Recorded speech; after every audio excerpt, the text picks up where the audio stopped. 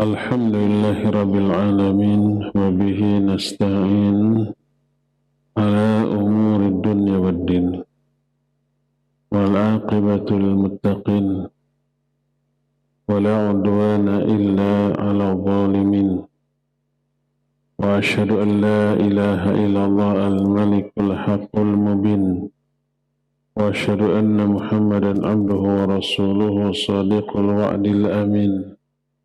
Wassalatu wassalamu ala ashrafil anbiya'i wal mursalin wa ala alihi wa ashabihi ajma'in wa man tabi'ahum bi ihsanin ila yaumiddin wa ba'd. Hadirin jamaah Masjid Agung Al-Ukhwah yang Allah muliakan, juga para pendengar radio Tarbiyah Sunnah Bandung, pendengar radio Roja di kota manapun, juga pendengar beberapa radio lain, pemirsa Roja TV, Persada TV, juga Robbani TV, Niaga TV, dan TV-TV lain, juga para netizen. Alhamdulillah kembali kita berjumpa.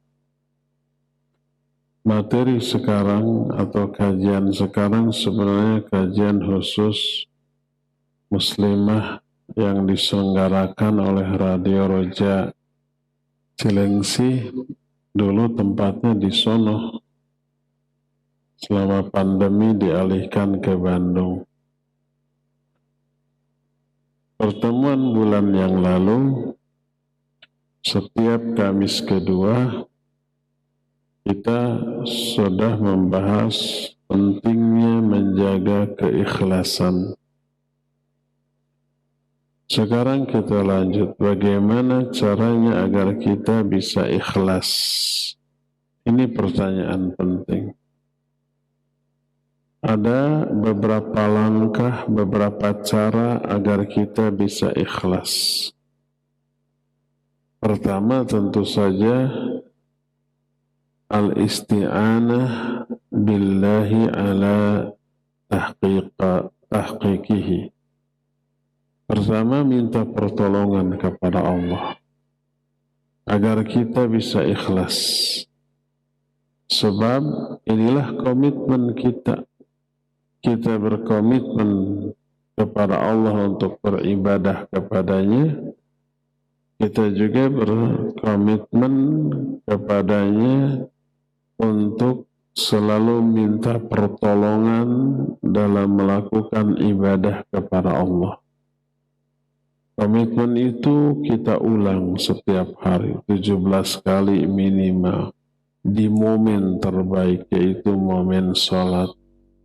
Iyyaka na'budu wa iyyaka nasta'in. Hanya kepada Engkau, ya Allah, kami beribadah, dan hanya kepada Engkau kami minta pertolongan dalam melakukan ibadah tadi.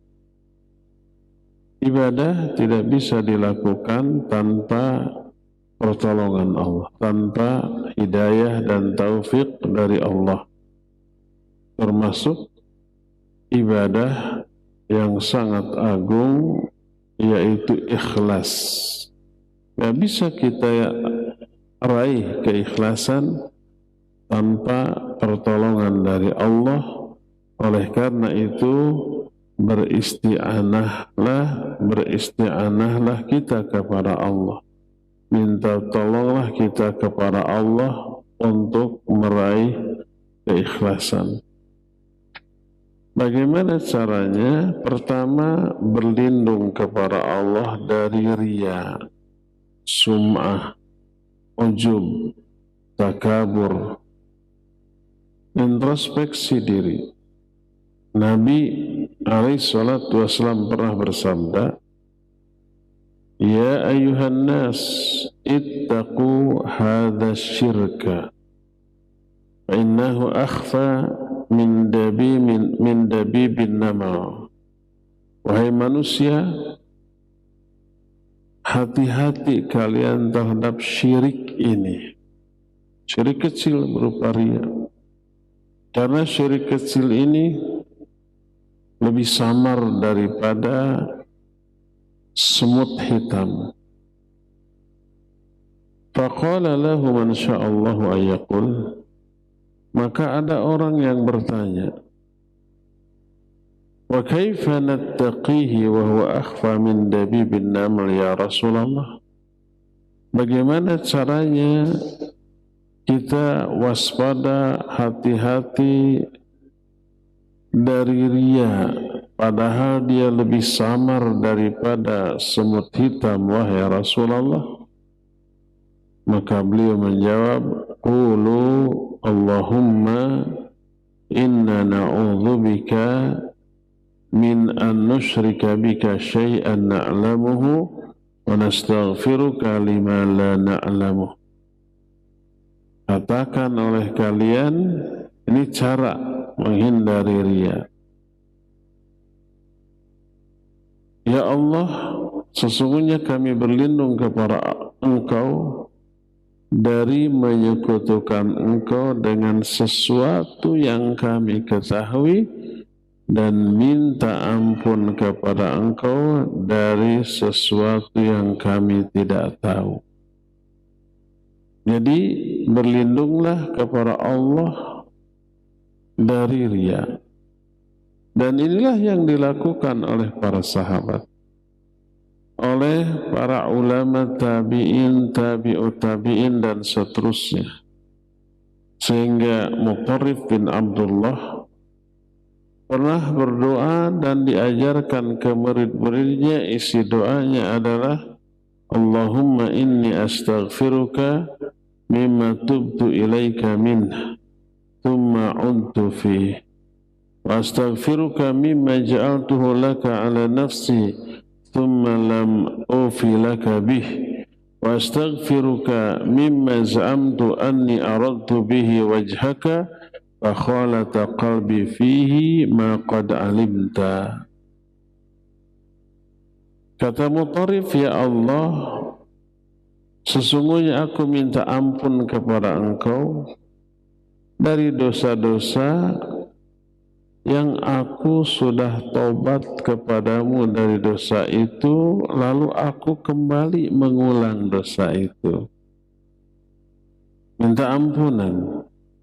Dan aku meminta ampunan kepadamu dari sesuatu yang aku telah janjikan untuk ditunaikan tapi tidak aku tunaikan, dan aku minta ampun kepadamu dari suatu amalan yang aku sangka aku lakukan ikhlas karena dirimu, tapi ternyata bercampur dalam hatiku sesuatu yang lain yang telah engkau ketahui. Kasus orang beramal merasa ikhlas, padahal tidak ikhlas itu banyak. Oleh karena itulah maka mintalah pertolongan dengan berdoa kepadanya, agar hati kita dibersihkan, agar hati kita dimantapkan di atas ketaatan kepada Allah, agar hati kita tidak digelincirkan kembali kepada kesesatan. Baca doa dalam ayat yang diajarkan kepada kita, Rabbana la tuzigh qulubana ba'da idh hadaitana wa hab lana min ladunka rahmah innaka antal wahhab.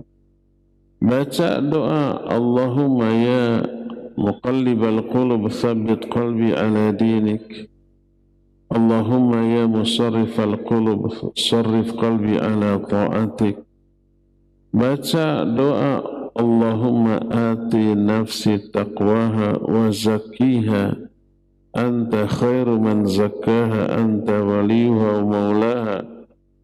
Baca doa Allahumma inni as'aluka fi'lal khairat, ya Allah, aku minta kepadamu hidayah untuk bisa melakukan perbuatan baik, termasuk ikhlas. Wa tarkal munkarat, meninggalkan yang mungkar, termasuk riya dan sejenisnya. Jadi berdoalah kepada Allah Azza wa Jalla, karena hanya dengan pertolongan Allah kita bisa melakukan amal baik dan menghindari amal buruk. Bisa ikhlas dalam beramal dan menghindari riya, karena riya sangat berbahaya. Baca doa Allahumma a'inni ala zikrika wa syukrika wa husni ibadatika. Ya Allah, tolong aku, bantu aku untuk selalu berzikir kepadamu, bersyukur kepadamu, dan melakukan sebaik-baik ibadah kepadamu. Dan kebaikan ibadah mesti diniatkan secara ikhlas. Inilah yang pertama. Kiat atau cara yang kedua agar kita bisa meraih keikhlasan adalah ayyata'arrafa ala ma yudaduhul ikhlas min afatil qulub kal-ujub war-riya was-sum'ah liyataharraza min. Kedua, mengenal lawan dari keikhlasan. Dikenali, diketahui, didalami bukan untuk diamalkan, tapi untuk dijauhi sejauh-jauhnya. Karena kita selama hidup selalu ada di dalam medan perang. Musuh kita banyak, terutama musuh yang tidak terlihat mata. Syaitan, hawa nafsu, termasuk diri kita. Agar kita bisa menang di dalam peperangan, wajib kita kenali musuh, karakteristiknya, kekuatannya, strateginya gitu ya. Agar kita bisa sembuh dari penyakit, pahami, kenali penyakit itu. Penyebabnya apa, cara kerjanya gimana, cara menyembuhkannya gimana, kan gitu. Nah, termasuk penyakit batin, penyakit hati, sebagai lawan dari keikhlasan seperti riya, ujub, sum'ah, takabur, dan yang sejenisnya, agar kita bisa menghindarinya. Hudzaifah al-Yamani menyatakan orang-orang selalu bertanya kepada Rasul SAW tentang kebaikan. Kalau aku selalu bertanya tentang keburukan, bukan untuk diamalkan, tapi untuk bisa dihindari. Siapa yang tidak mengenal keburukan, dia bisa terjerumus ke dalamnya. Jadi kenali riya, kenali sum'ah, kenali ujub, kenali takabur, kenali yang sejenisnya, bukan untuk diamalkan, tapi untuk dihindari. Seperti yang dijelaskan dalam salah satu hadis yang diterima dari Mahmud bin Labid radhiyallahu anhu. Dia berkata, kharaja Rasul sallallahu alaihi wa alihi wasallam faqal, ya ayuhan nas, iyyakum wa syirkas sarair. Suatu saat Rasul sallallahu alaihi wasallam keluar menemui para sahabat. Lalu berkata, wahai manusia, jauhi oleh kalian syirik yang syirik yang samar, syirik yang tersembunyi. Lalu para sahabat bertanya, ya Rasulullah, wa masyirkus sarair? Wahai Rasulullah, apa sih syirik yang samar, yang tersembunyi itu? Berkata Rasul sallallahu alaihi wasallam, yaqumur rajulu fayusalli fayuzayyinu salatahu jahidan lima yara min nadharin nasi ilaih fadzalika syirkus sarair. Syirik yang tersembunyi itu adalah seseorang berdiri sholat. Dia membaguskan sholatnya dengan sungguh-sungguh karena mengetahui orang-orang melihat kepada sholatnya. Tadinya mah biasa-biasa saja. Tapi begitu tahu ada orang yang sedang mengawasi sholatnya, dia perbagus sholatnya. Itulah syirik sarair atau yang tersembunyi. Masalah ini bukan masalah yang sepele. Karena apa? Menghancurkan amal kita, menghancurkan, membinasakan nasib kita. Di akhirat terutama. Sampai para ulama menyatakan wa kam min muta'abbidin yata'abbadu li ghairillah wa huwa yadhunnu annahu lillah. Betapa banyaknya orang yang beribadah kepada Allah tidak ikhlas bukan karena Allah, tapi dia meyakini ikhlas karena Allah. Kenapa? Li'anna al-yasira minar riya syirkun wa syirku akhfa min dabibin nama, karena riya sekalipun sedikit ini syirik, dan syirik lebih samar, lebih tersembunyi daripada semut hitam. Malah di hadis lain seperti semut hitam yang merayap di atas batu hitam di malam hari yang gelap gulita. Kalau malam hari mah jangankan semut hitam ya, banteng yang besar hitam aja nggak kelihatan. Kalau umpamanya semut hitam di atas batu hitam, jangankan malam hari, siang hari aja seringkali nggak kelihatan. Ini semut hitam di atas batu hitam di malam hari sangat samar. Orang tidak melihat, tidak mengetahui, tidak menyadari. Ini yang terjadi pada keikhlasan.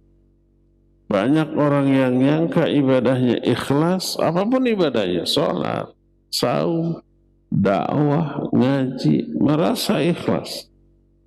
Padahal hakikatnya tidak ikhlas. Berkata Rasul sallallahu alaihi wasallam ketika menjelaskan bahaya riya, bahaya ketidakikhlasan. Kata beliau, inna akhwafa ma akhafu alaikum asyirkul asghar. Sesungguhnya sesuatu yang paling aku khawatirkan menimpa kalian adalah syirik kecil. Qalu wa ma syirkul asghar? Para sahabat bertanya, apa syirik kecil itu? Dijawab ar-riya, riya. Yaqulullahu lahum yawmal qiyamah idza juziyan nasu bi'amalihim. Pada hari kiamat nanti Allah Azza wa Jalla ketika membalas seluruh amal-amal manusia, Allah berkata kepada orang-orang yang riya.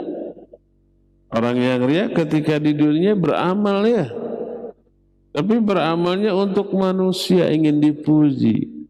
Tapi di akhirat minta pahala balasan dari Allah.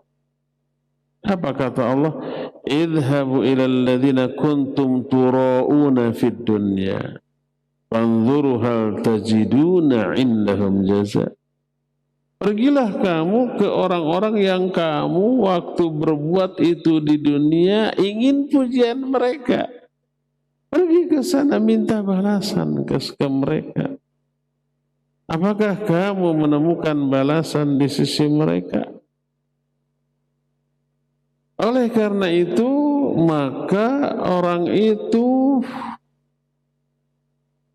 mengalami penyesalan yang luar biasa. Dan sesuatu yang kita maklumi, amal yang disebut syirik sekecil apapun, amal yang kadar syiriknya tersebut dosanya lebih besar daripada dosa besar, dosa maksiat. Jangan tertipu dengan istilah syirik kecil, kecil. Syirik yang kecil, tapi dosanya besar. Berkata Ibnu Rajab Al-Hambali rahimahullahu ta'ala, yang beliau terangkan dalam sebuah kitab At-Takhwifu Minan Nar. Takhwif itu hal yang menakut-nakuti dari api neraka. Beliau menyatakan, wa innama zada azabu ahli riya ala sairil usah lianna riya huwa syirkul asghar wa dhunubul muta'alliqu bisyirki a'zamu minal muta'alliqi bi ghairi.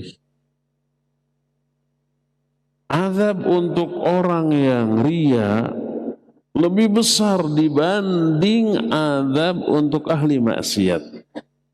Kalau disebut dosa riya lebih besar daripada dosa maksiat, artinya azab untuk orang yang riya lebih dahsyat daripada untuk ahli maksiat. Kenapa? Karena riya adalah syirik kecil. Dan semua dosa yang terhitung syirik sekecil apapun, dosa dan azabnya lebih besar dibanding dosa selain syirik. Kenapa demikian? Karena kalau syirik itu merampas hak Allah. Kalau dosa-dosa yang lain hanya zalim kepada diri sendiri dan zalim kepada sesama makhluk. Kalau syirik, zalimnya kepada Allah Subhanahu wa ta'ala. Mana yang lebih besar, zalim kepada Allah atau kepada makhluk? Tentu saja kepada Allah Subhanahu wa ta'ala. Oleh karena itu maka disebutkan oleh Imam Ibnu Rajab, fal abdu idza arada ay yatakhallasa fa alayhi ay yukhallisa qalbahu min hadha asy-syirk.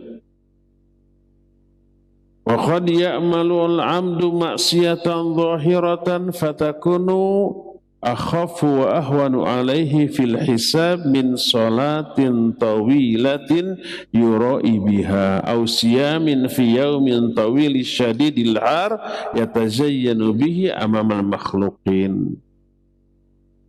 Apabila seorang hamba ingin ikhlas, maka wajib dia membersihkan hatinya dari syirik ini. Kadang ada orang yang melakukan maksiat secara terang-terangan, tapi hisabnya lebih enteng, lebih ringan dibanding orang yang sholat lama tapi riya, atau saum di hari yang panjang dan sangat panas tapi ingin diketahui manusia. Istilah saum di hari yang panjang dan panas ini kurang terfahami oleh orang di kita, karena siang malam bagi kita relatif sama ya, rata-rata 12 jaman. Tapi di negeri yang ada musim panas, musim dingin, di musim panas siangnya lebih panjang daripada malamnya. Malamnya sebentar. Ya siangnya panjang, iya sangat panas. Saum di hari seperti itu beratnya luar biasa. Pahalanya juga gede. Di beberapa negara yang mengalami musim panas, kadang-kadang malamnya itu cuma 4 jam. Jam 10 maghrib, jam 2 sudah terbit matahari. 4 jam saja malamnya itu. Siangnya 20 jam. Bayangkan kalau itu Ramadan, ya panjang. Kalau kita paling 13,5 jam saum, itu sampai 20 jam, kadang lebih. Ya panjang ya panas, pahalanya beda. Nah, kata Imam Ibn Rajab, kadang-kadang maksiat yang dilakukan terang-terangan lebih enteng, lebih ringan hisabnya dibanding sholat panjang lama tapi ria, atau saum di hari panas yang panjang tapi ingin diketahui orang. Suatu saat, ini saking bahayanya dosa ria, sampai lebih ditakutkan oleh Nabi dibanding fitnah Dajjal. Karena kita tahu fitnah Dajjal itu luar biasa dahsyatnya. Nyaris tak ada orang yang bisa selamat dari fitnah Dajjal kecuali orang-orang yang Allah lindungi. Hebatnya fitnah Dajjal, tapi Nabi SAW lebih mengkhawatirkan kaum muslimin terjerumus ke dalam riya. Suatu saat Rasul SAW keluar menemui para sahabatnya lalu bercerita tentang Dajjal. Seusai cerita atau menjelaskan tentang Dajjal, beliau bersabda, "Ala ukhbirukum bima huwa akhwafu alaikum indi minal masihid Dajjal?" Maukah aku kabarkan kepada kalian sesuatu yang lebih aku takutkan akan menimpa kalian dibanding fitnah Al-Masihid Dajjal? Para sahabat kaget. Fitnah Dajjal sehebat itu, sedahsyat itu, tapi ada hal lain yang lebih Nabi takutkan akan menimpa umat ini. Para sahabat menjawab, "Bala ya Rasulullah." Mau wahai Rasulullah, apa fitnah yang lebih dahsyat daripada Dajjal? Beliau menjawab, "Asyirkul khafiyyu." Syirik yang tersembunyi, yang samar. Sesamar apa?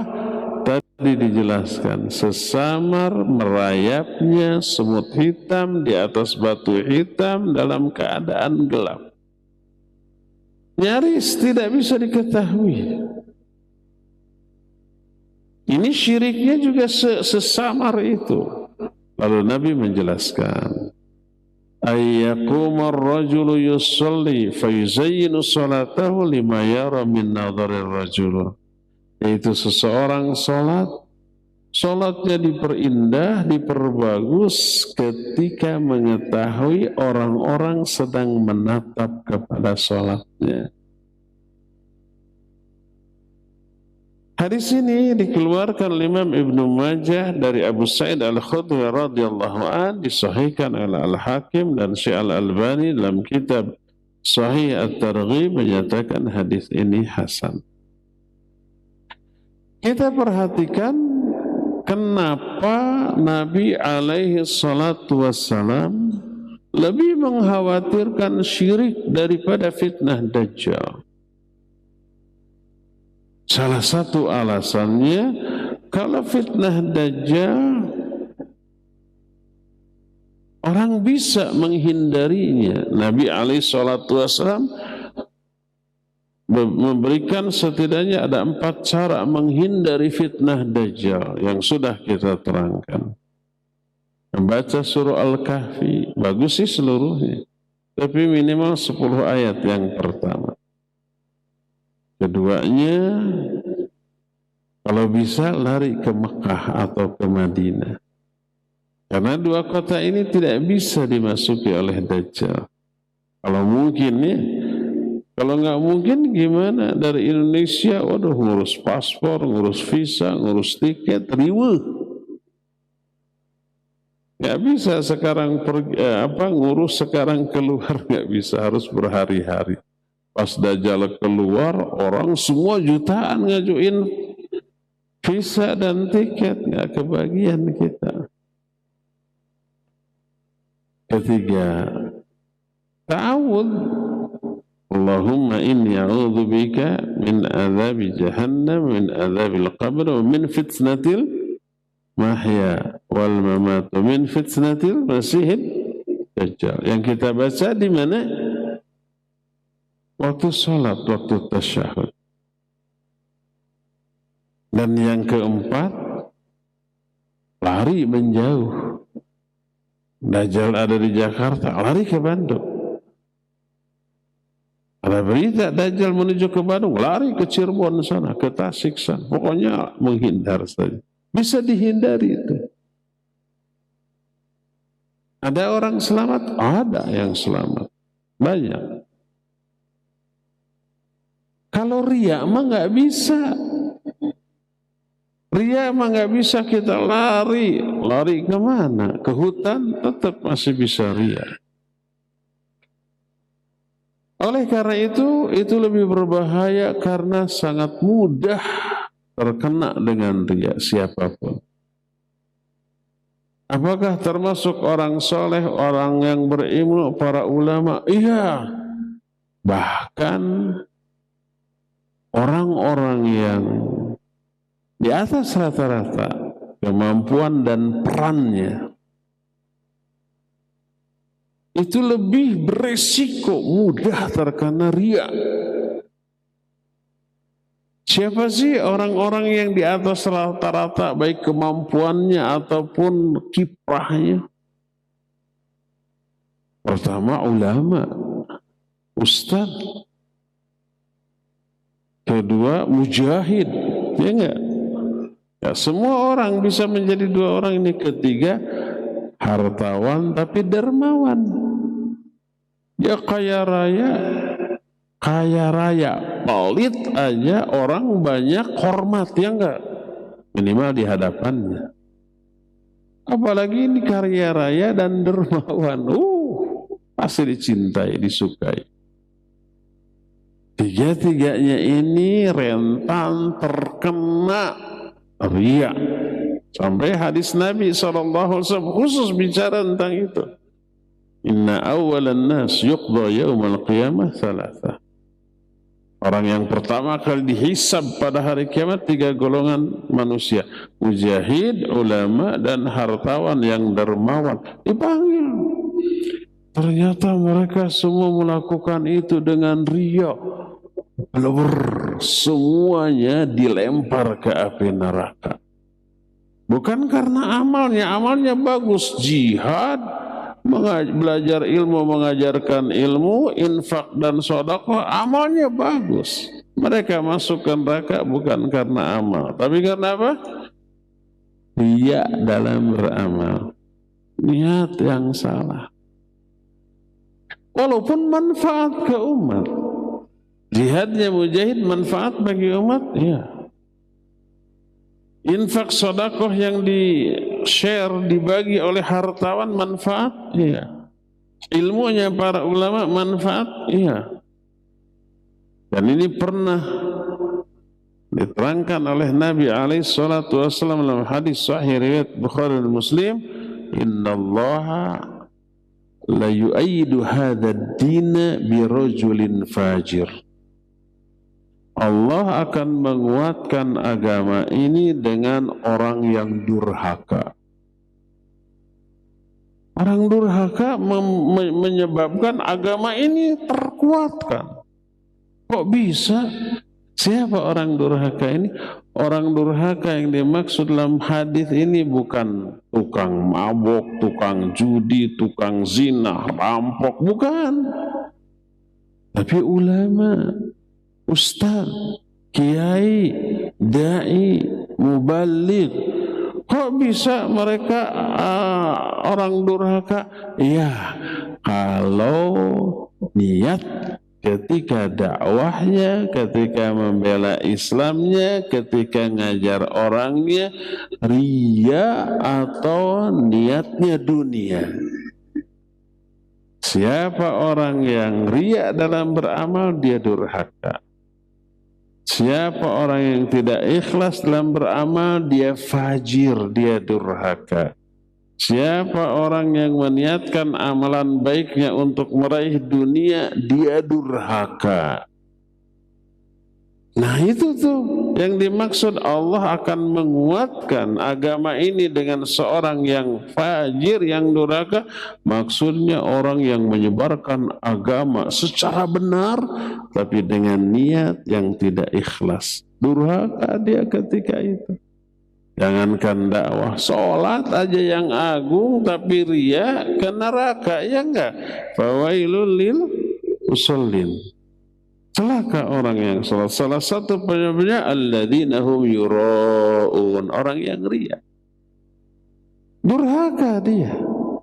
Bukan karena sholatnya, tapi karena riyanya di dalam sholat.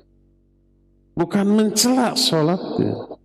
Sholatnya mungkin bagus, khusyuk, sesuai sunnah. Tapi dicela karena riyanya, bukan karena sholatnya. Jadi ternyata kata Nabi SAW,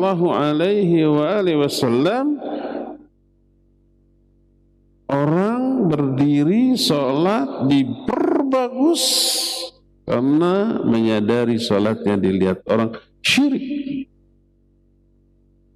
Karena itulah maka Nabi SAW lebih mengkhawatirkan syirik kecil daripada fitnah Dajjal.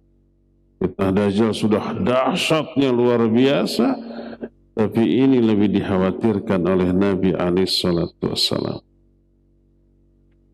Wa aidan, kata Imam Ibn Rajab, ada alasan lain. Kenapa ini lebih dikhawatirkan?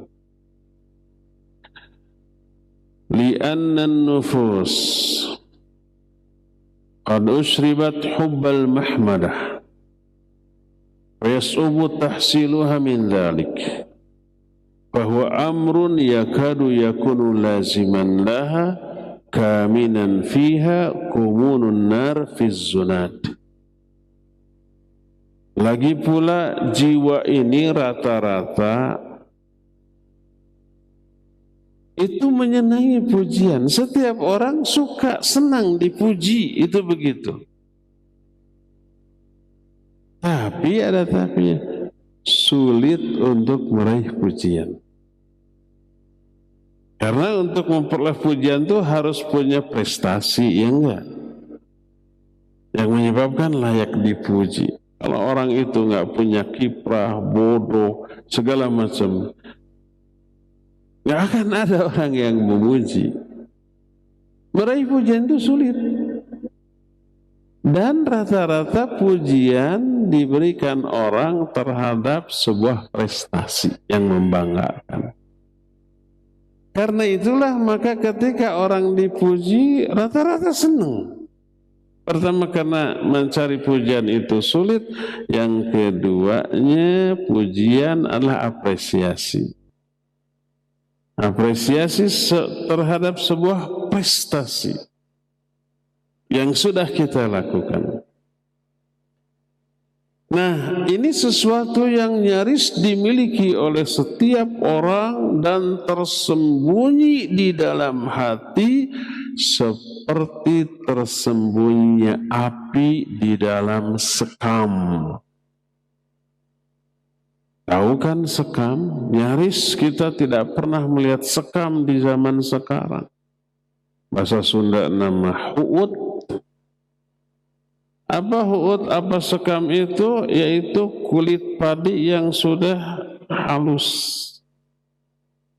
Kalau padi mau jadi beras diapain? Digiling ya, di mesin penggilingan. Namanya heller. Jadi aja beras. Berasnya keluar dari satu jalan, terus si gabahnya yang sudah hancur menjadi sekam, keluar dari arah lain, terpisahkan. Itu sekam. Sekam ini kalau dibakar, nyala, bertahan lama, lalu terkubur oleh sekam. Tidak terlihat ada api. Padahal di bawahnya masih menyala. Begitu dikoerkan, dikoerkan, begitu disingkapkan, kelihatan apinya menyala. Makanya ada peribahasa, kebencian atau permusuhan yang disembunyikan di hadapan orang diistilahkan dengan seperti apa? Api dalam sekam. Tidak kelihatan, tapi ada trigger saja, ada pemicu saja. Langsung.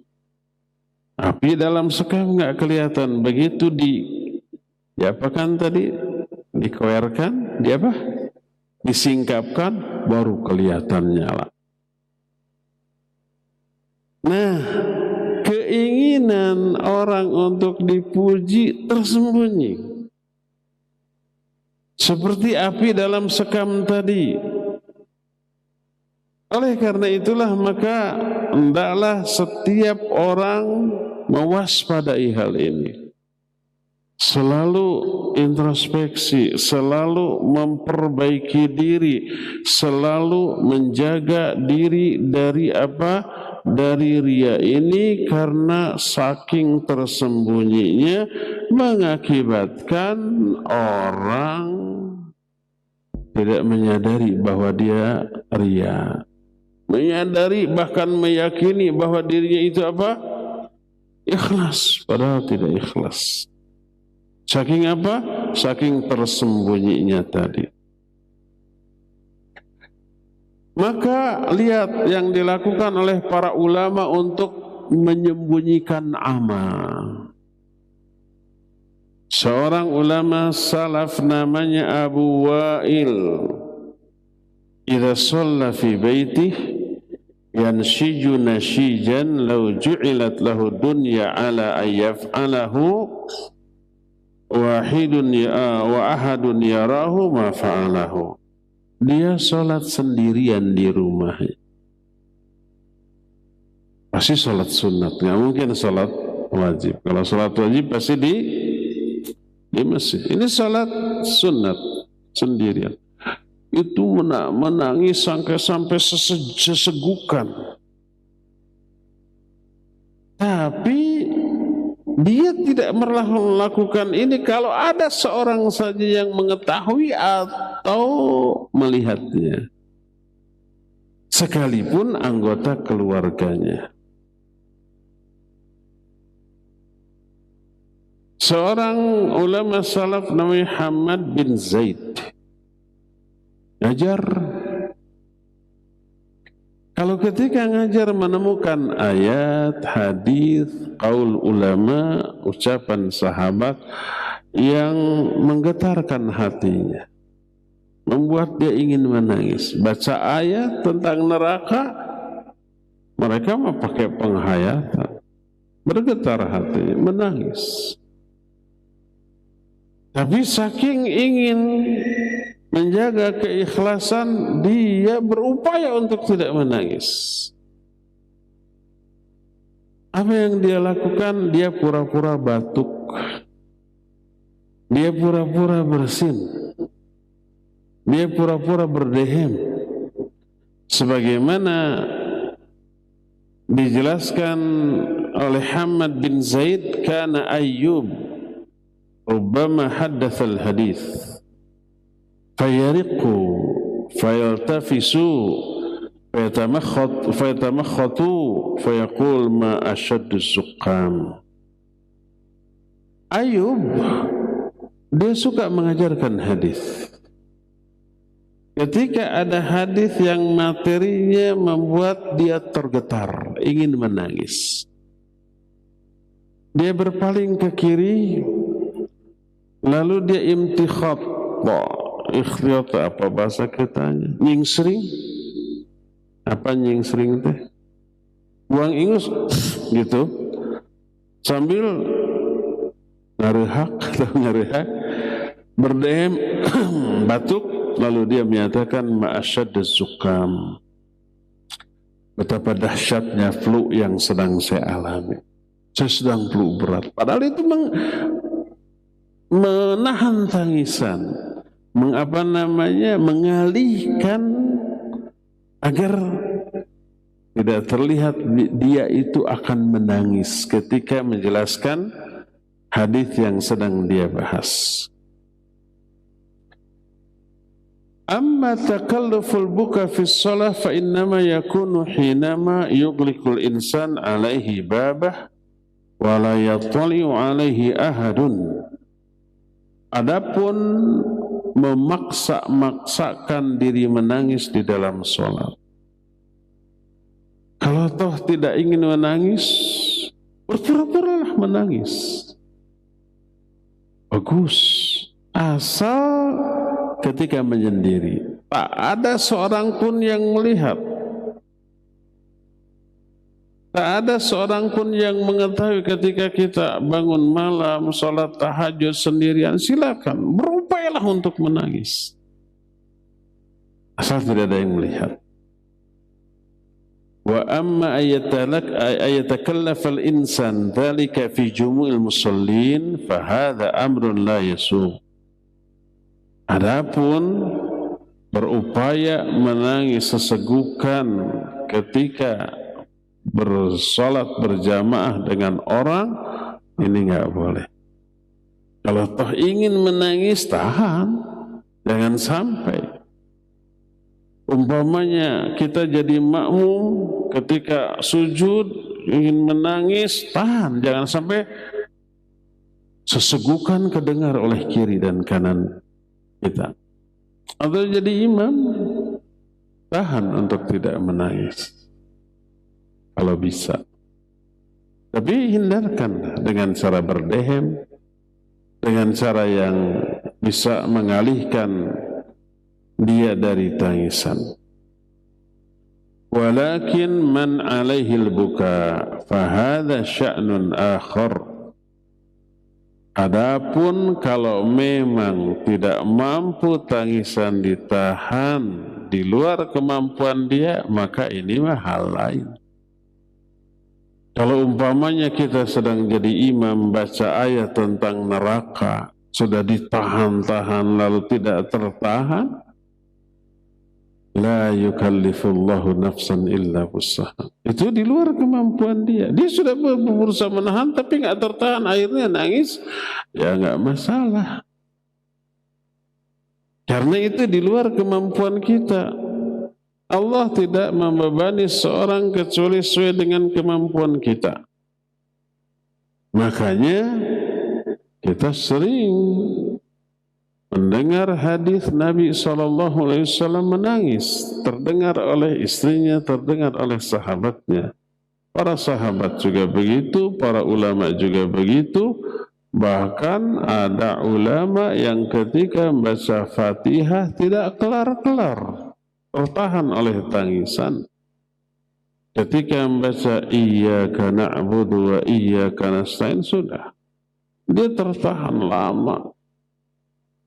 Setelah berapa lama mengulang lagi dari awal, pas sampai ayat itu menangis lagi, begitu dan begitu seterusnya. Bahkan Ibnu Umar ketika membaca surah An-Nazi'at, pas sampai kepada ayat tentang kiamat, dia sampai pingsan dari sholatnya. Itu di luar kemampuan dia, maka nggak masalah. Inilah yang namanya keikhlasan. Berkata Imam Ibn Qayyim rahimahullahu ta'ala, fal khalis ayyakuna lillah was-shawab ayyakuna ala sunnah.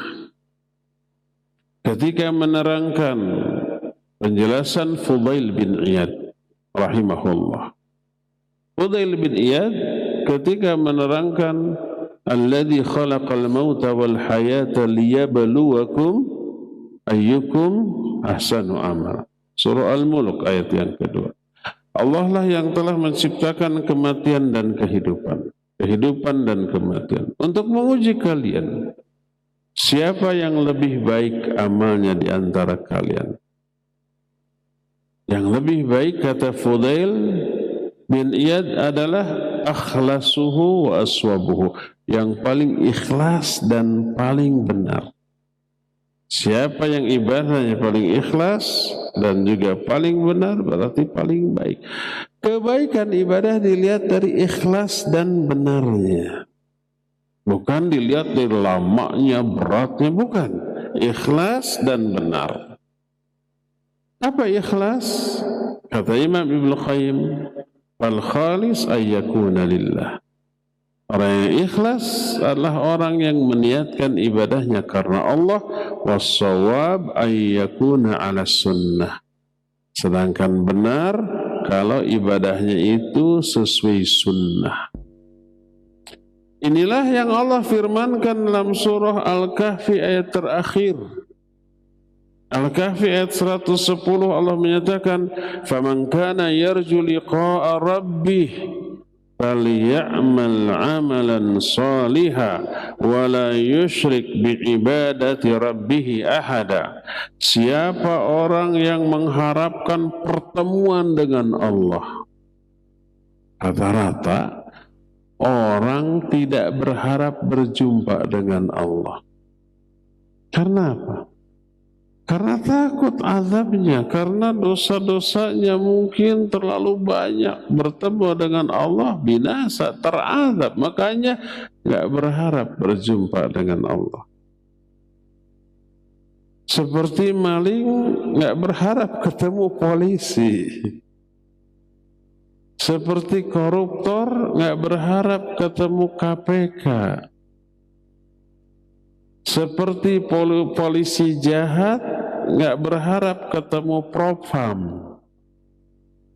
Kalau propamnya yang jahat gimana? Dia nggak berharap ketemu siapa ya. Jadi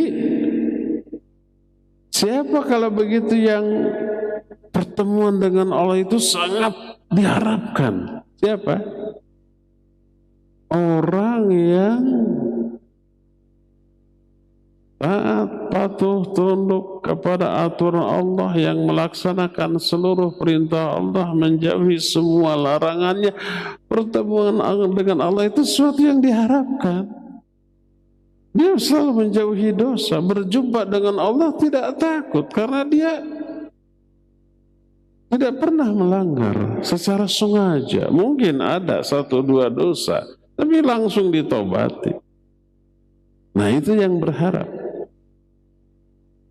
Allah menyatakan, "Faman kana yarju liqa'a rabbih." Siapa orang yang ingin berharap berjumpa dengan Allah, "Falyamal 'amalan sholiha." Maka lakukan amal soleh. Orang yang melakukan amal soleh banyak, nanti berjumpa dengan Allah itu kebahagiaan. Jangankan itu, sekarang ada karyawan rajin. Jam 8 sampai jam 4, jam 7 sudah datang. Pekerjaan untuk besok sekarang sudah selesai. Pekerjaan untuk lusa besok juga beres lah gitu ya. Terus rapi pekerjaan. Menantang pekerjaan lain. Bos, saya sekarang nganggur, nggak ada pekerjaan lagi. Ada nggak tambahan? Bosnya senang. Dikasih lagi, langsung beres, langsung beres. Orang seperti itu tiba-tiba dipanggil bos, ada panggilan. Kira-kira takut apa senang? Senang.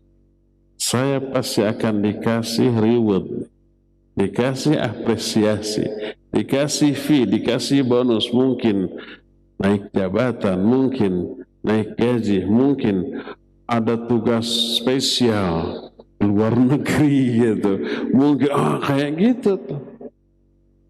Tapi kalau ada karyawan yang jam 9 baru masuk sampai di tempat tuh babatok heula, ngopi heula, main game.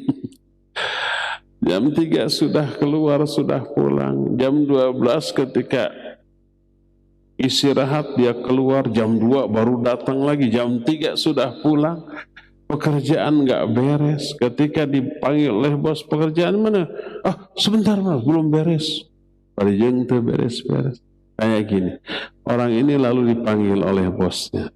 Seneng apa takut? Pasti takut. Aduh, dia sudah tahu diri tuh.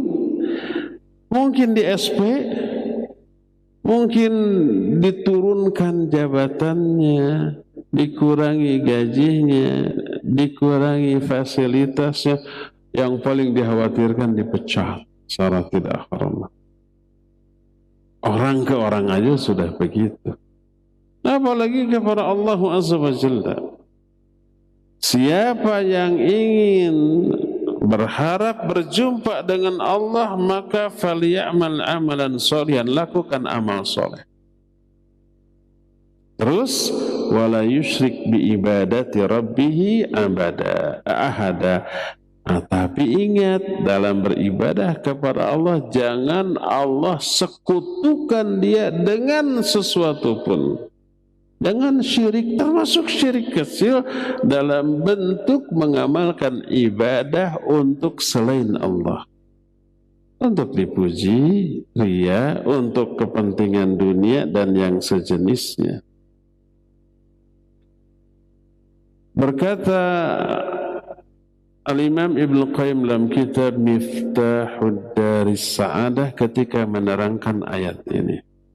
Kata beliau, فَهَذَا هُوَ الْعَمَلُ الْمَقْبُولُ الَّذِي يَقْبَلُ اللَّهُ مِنَ الْأَعْمَالِ سِوَاهُ وَهُوَ أَنْ يَكُونَ مُوَافِقًا لِسُنَّةِ رَسُولِ اللَّهِ صلى الله عليه وسلم مُرَادًا بِهِ وَجْهَ اللَّهِ وَلَا يَتَمَكَّنُ الْعَامِلُ مِنَ الْإِتْيَانِ بِعَمَلٍ يَجْمَعُ هَذَيْنِ الْوَصْفَيْنِ إِلَّا بِالْعِلْمِ فَإِنَّهُ إِنْ لَمْ يَعْلَمْ مَا جَاءَ بِهِ الرَّسُولُ لَمْ يُمَكِّنْهُ قَصْدُهُ وَإِنْ لَمْ يَعْرِفْ مَعْبُودَهُ لَمْ يُمَكِّنْهُ إِرَادَتُهُ وَحْدَهُ فَلَوْلَا الْعِلْمِ لَمَا كَانَ عَمَلُهُ مَقْبُولًا فَالْعِلْمُ هُوَ الدَّلِيلُ إِلَى الْإِخْلَاصِ وَهُوَ الدَّلِيلُ عَلَى الْمُتَابَعَةِ.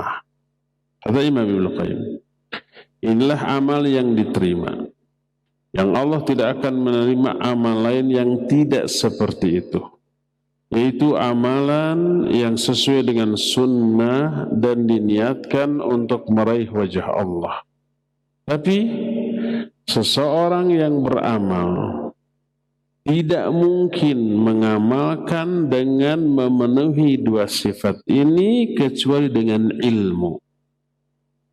Karena orang yang tidak mengetahui apa yang diajarkan oleh Rasul sallallahu alaihi wasallam, maka tidak mungkin orang itu benar niatnya, dan tidak mungkin orang itu benar ibadahnya, dan siapa yang tidak mengenal Rabbnya, maka tidak mungkin dia benar niatnya. Seandainya bukan karena ilmu, amalan tidak akan diterima. Maka ilmu menjadi dalil tentang ikhlas dan dalil tentang mutaba'ah. Ilmu syarat untuk bisa ikhlas, syarat untuk bisa mutaba'ah. Kalau nggak ada ilmu, sulit untuk ikhlas. Yang berilmu aja susah ikhlas. Kalau nggak ada ilmu, sulit untuk di atas sunnah. Bagaimana mungkin bisa di atas sunnah kalau sunnah itu sendiri tidak dia ketahui? Jadi inilah yang kedua. Yang pertama minta pertolongan kepada Allah. Yang keduanya kenali bahaya riya. Kenali madarat ketidakikhlasan agar kita takut, agar kita khawatir, agar kita berusaha menjauhi riya dan antek-anteknya sehingga didapatilah keikhlasan. Ketiga, cara ketiga. Kita akan bahas bulan depan. Sekarang sudah habis waktunya. Dan kita masih punya sisa waktu untuk bertanya jawab. Dipersilakan kepada hadirin untuk mengajukan pertanyaan baik dengan tulisan atau ya tulisan saja. Dari Roja ada atau enggak? Kita langsung ya. Baik. Pertanyaan pertama.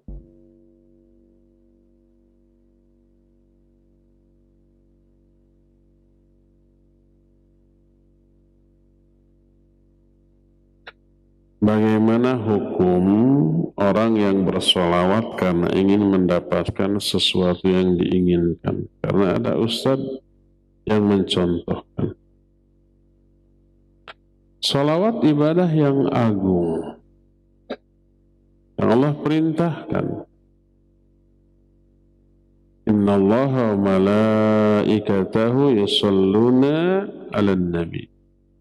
Ya ayyuhalladzina amanu sallu alaihi wassallimu taslima. Ya orang-orang yang beriman. Sungguhnya Allah dan para malaikatnya bersalawat kepada Nabi. Hai orang-orang yang beriman, bersalawatlah kalian kepada Allah dan bersalamlah kepadanya dengan sebenar-benar.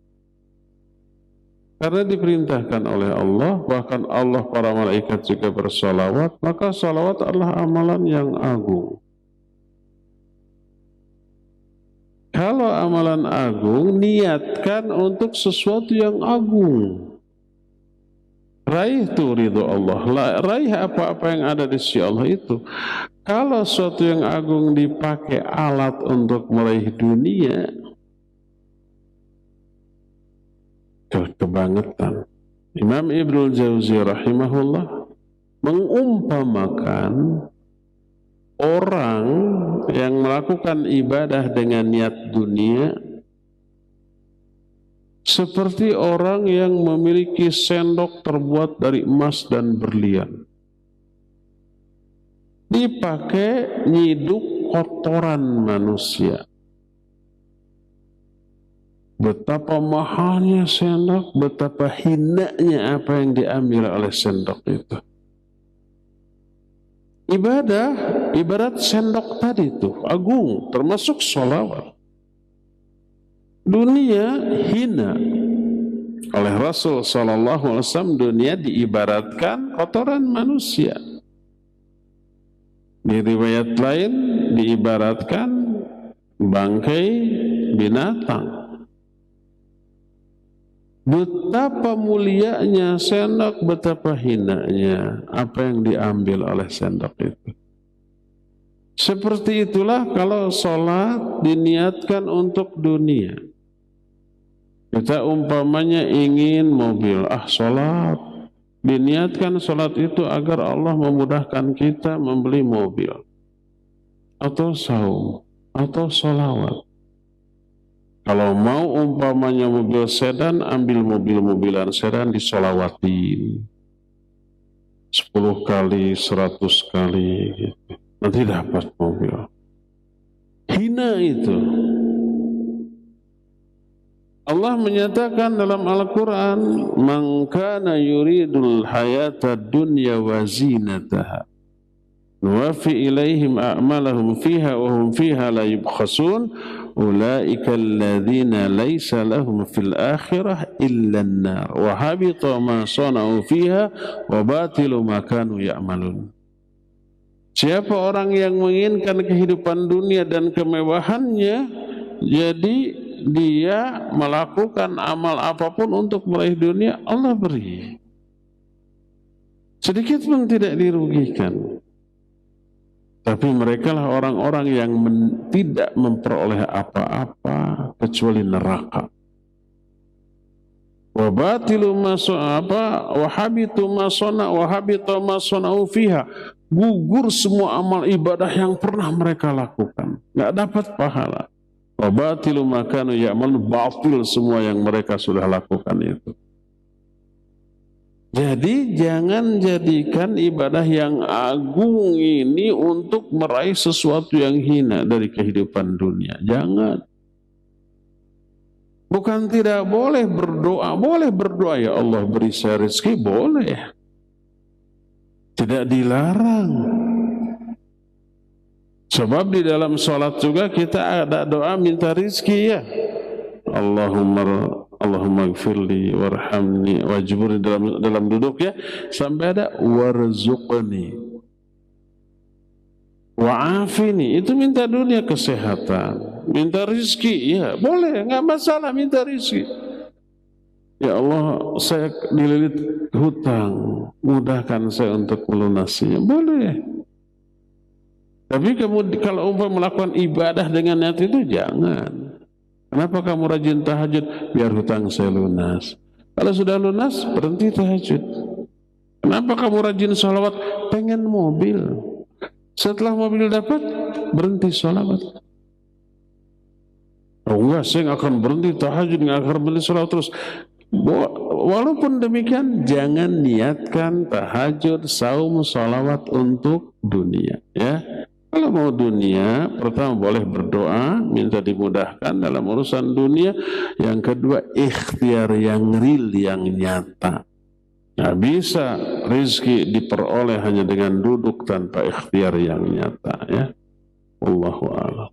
Terakhir ya, mohon maaf tidak semuanya terjawab karena terbatas waktu.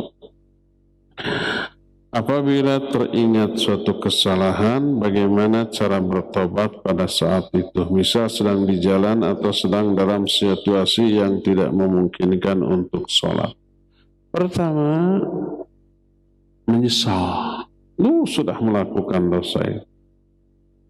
Kedua, bertekad untuk tidak mengulang kembali di masa yang akan datang. Ketiganya tentu saja berhenti dari dosa itu. Itu cukup.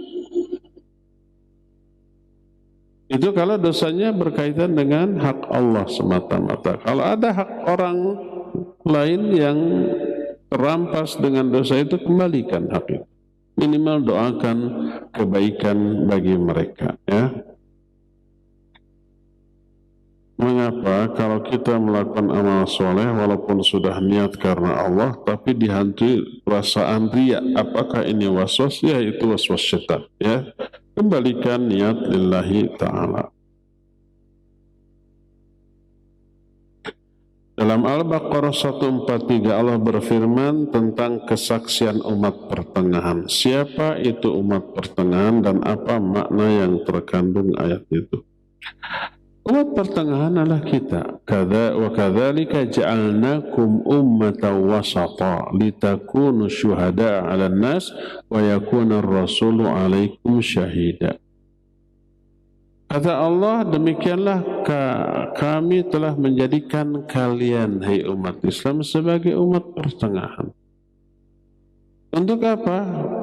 Untuk menjadi saksi atas manusia dan Rasul menjadi saksi atas kamu. Nah, salah satu persaksiannya nanti ya, ketika para nabi sebelumnya ditanya oleh Allah, apakah kalian sudah menyampaikan dakwah? Sudah. Ditanya umatnya, apakah nabi kalian sudah menyampaikan dakwah? Belum. Jadi mereka ingkar. Belum, kami belum didakwahi oleh nabi kami. Para nabi itu ditanya, siapa saksi kalian bahwa kalian sudah menyampaikan dakwah? Para nabi menjawab, umat Muhammad alaihissalatu wassalam. Itulah yang dimaksud wa kadzalika ja'alnakum ummatan wasata. Demikianlah kami telah menjadikan kalian, hai umat Islam, sebagai umat pertengahan, litakunu syuhada'a 'alan nas, agar kalian menjadi saksi atas manusia. Maksudnya atas umat sebelumnya, bahwa para nabi sudah menyampaikan. Lalu kita ditanya, bagaimana kalian tahu bahwa para nabi sudah menyampaikan dakwah? Bukankah enggak sezaman? Mereka menjawab, kami tahu melalui kitab yang engkau turunkan kepada nabi kami. Kita tahu dari Quran bahwa para nabi sudah menyampaikan. Waman asdaqu minallahi qila. Siapa yang lebih benar ucapannya daripada Allah? Kalau Al-Quran pasti benar, dan Al-Quran menjelaskan seluruh nabi sudah menyampaikan risalah kepada umatnya, walaupun umatnya ingkar. Ya, Wallahu a'lam. Cukup ya. Sampai di sini insyaallah. Kita jumpa kembali esok membahas kitab Tauhid. Wassallallahu ala nabiyina Muhammadin wa ala alihi wa ashabihi wasallam. Wassalamualaikum warahmatullahi wabarakatuh.